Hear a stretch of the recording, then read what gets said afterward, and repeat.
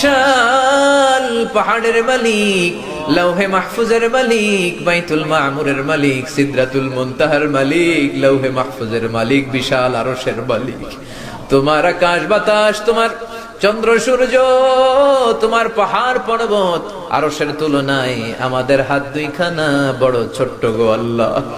ছোট দুটি হাত পেতে বুক ভরা আশা নিয়ে তোমার শাহী দরবারে এই গহীন রাতে তোমার পেয়ারা বান্দাদেরকে নিয়ে ভিক্ষুকের মতো, নাদানের মতো, মূর্খের মতো হাত তুললাম। আমাদের হাত দুইখানা কবুল আর মঞ্জুর করে দাও।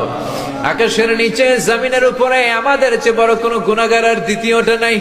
এমন কোন গুনাহ নাই যে আমরা করি নাই, সগীরা কবিরা, জেনে না জেনে, ইচ্ছায় অনিচ্ছায়, শিরকি বেদাতি, বন্ধুর পাল্লায় পড়ে, শয়তানের ধোঁকায় পড়ে হাজার হাজার গুনাহ করেছি।